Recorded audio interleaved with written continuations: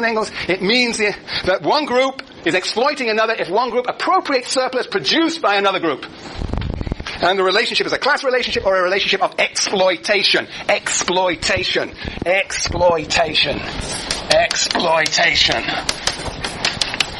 Yeah. A class relation. Appropriation of surplus, one group from another group. One group appropriates surplus produced by another group. We'll talk about different class relations either at the end of today or on Thursday. Okay, that was the fourth point. But we also know that there are societies, and this is the sub-point of 4, there are class societies and there are also non-class societies. All societies require the production of surplus because there are always people, whether they're children, infirm, elderly, the sick, they require surplus produced by some group of people. The question is, how is that surplus distributed? If it's one class appropriating from another, one group appropriating from another, it's a class society. If, however, there is no such group appropriating surplus from another group, it's a non-class society.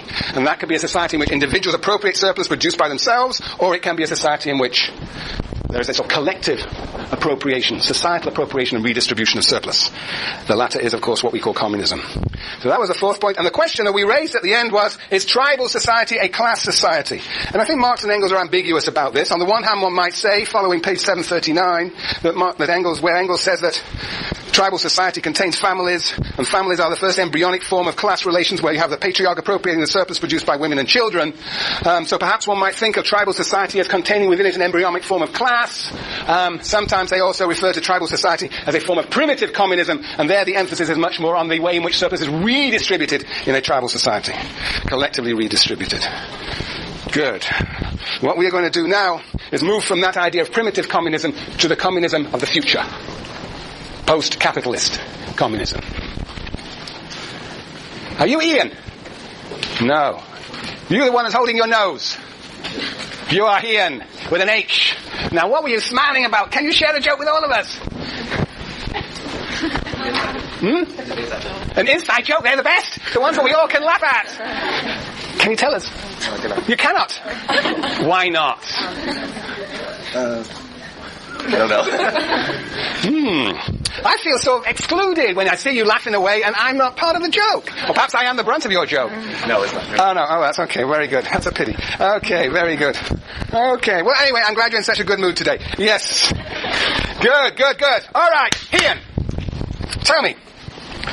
What is communism? What do you think it is?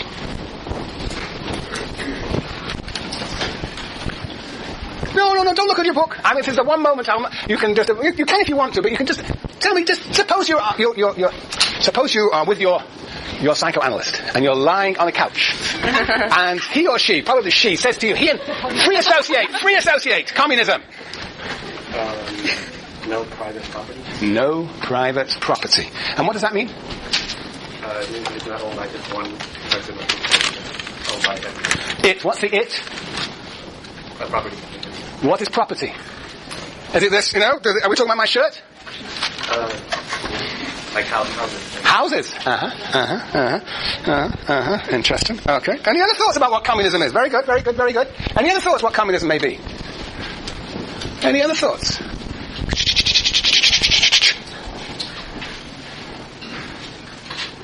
Come on, you're supposed to be reading this. And if you didn't read it, you have some imagination. You must be on this. What about equality? It's about equality. Interesting. Equality. Interesting. Equality. Equality about amongst whom? Everyone. Interesting. Yeah. Interesting. Chelsea. A movement to overthrow things or dissolve the states as they are. A movement now. A movement to overthrow the existing order. Us. The working class controls the means of production. The working class. Are there classes under communism? No, but now it is. You said working class. Jessica, very good. Jessica. There's a non-class society where there's no appropriation and it's like everyone, the people that are producing products get what they produce. Interesting. The people, those who produce the products get what they produce. Luma.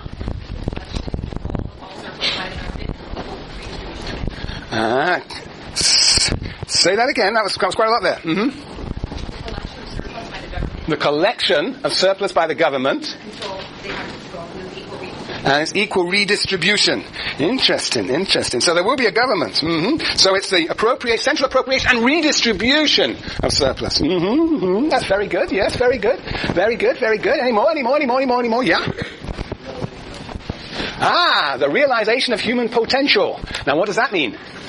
It's according to Marx and Engels. Yes, very good. That's always a good beginning. According to Marx and Engels. Human potentiality is within social relations. So Human potentiality within social relations, yeah. So when you have a class society, you have pure consciousness, so you're realizing potential. Now, what is the imagination of Marx and Engels? What is their imagination of potentiality of human beings? What's your name? David. What is their idea? Annie. People get some of the time to do what they want, like what they need to do to survive. Where are you getting that from? 441. I want you to, if you can, hold off on 441 to stick with the German ideology. But you're absolutely right. Yes, but that's 441 is a beautiful passage. But I just want to hold off on that. Just stick with the German ideology. I want to know what this human potentiality, what it means for people to be developing their human potentiality. Marx and Engels have a particular understanding of that. Yes. So I can't speak up.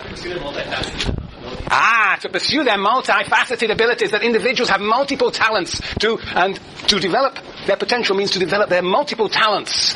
So very good, just through this little discussion we have unearthed Marx and Engels' view of communism. Very good. That was excellent. We'll go over it in a minute. But let me say one thing before we go into more detail. Marx and Engels are very reluctant to tell us what communism really is. I don't know if you noticed this, but they are very reluctant to tell us what it really is. Why are they so reluctant to tell us what communism really is? Hands up, Jane. There's been nothing like it before. There's been nothing like it before, but why don't they imagine some blueprint of a new society? Why are they reluctant to spell out details? Yes, you are Carol, right? Because it's so radical, yes, but what is it about its radical character? What is it about it that Marx and Engels, what is it about communism that makes it so difficult for Marx and Engels to imagine what it is? Luma? Ideological. What does that mean?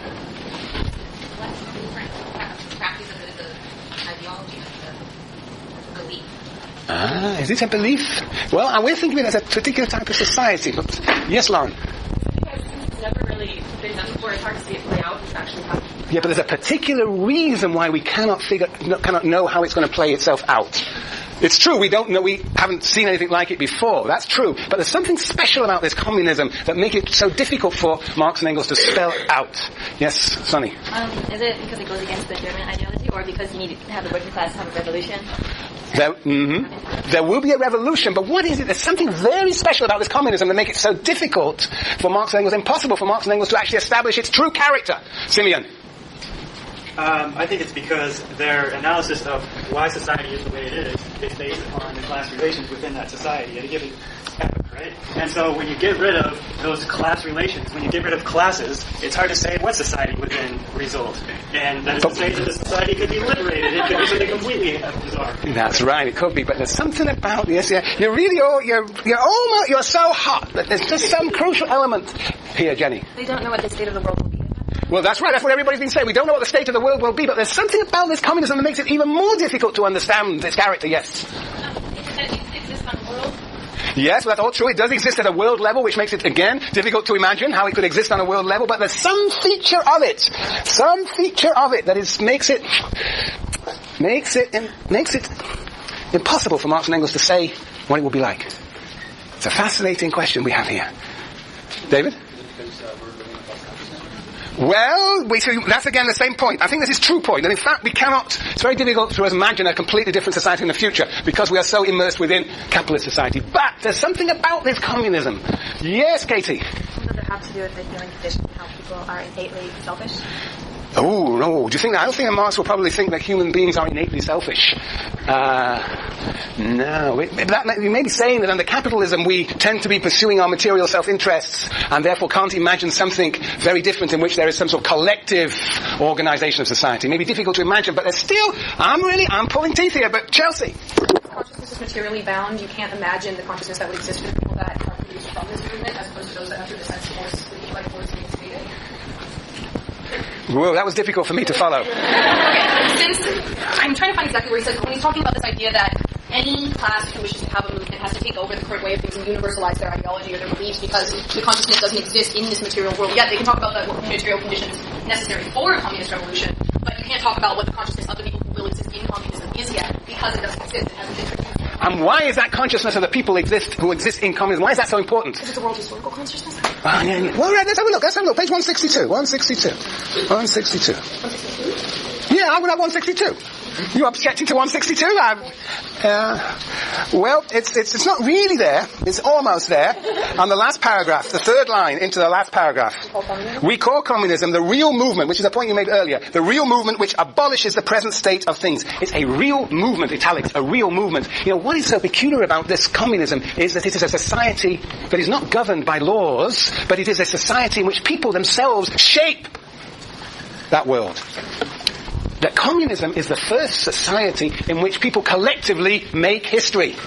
It is not that history is made behind our backs by laws, by markets, by states, by classes, but now we collectively make history. And so Marx and Engels are saying because communism is going to be made by the people, I as an intellectual sitting in capitalism cannot predetermine what that communism will actually look like. It will be shaped by a collective project.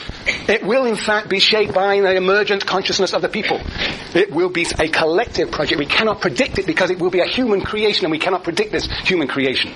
The claim is that hitherto, we will see Marx and Engels think you can talk about capitalism itself as obeying certain laws, and we are in a sense, history is made behind our backs. We don't control history in capitalism or feudalism, but in the future we will control history. So that is the one reason why there are other reasons, but the one major reason why they are reluctant to tell us what communism is. It's a society that we will make ourselves, and it will be a society in continual flux.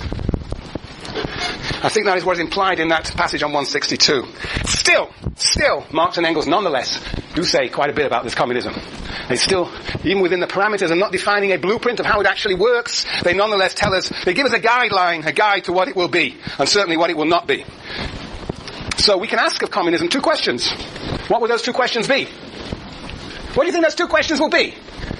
Very good, I heard it. Jenny, who gets what and who does what? Who makes what? Right, so we can ask who gets what and who does what? Who gets what from whom and how, and who does what with whom and how? We can look at the division of production and the division of the product. And what do Marx and Engels say? Well, Marx and Engels actually, they talk about essentially a double abolition. A communism is a double abolition. Communism is a double abolition. So what are the two abolitions? What are the two abolitions, Jason? One of them in class. Yes, one of them is the abolition of class. And what goes along with the abolition of class? Abolition of exploitation. The abolition of exploitation, very good. And what else goes along with the abolition of class and exploitation? Matthew? Circulation of production. Yeah, but what is it? Sonny? Private property. All right, very good. We got them all here. Private property, private appropriation and surplus, the abolition of class, and the abolition of exploitation.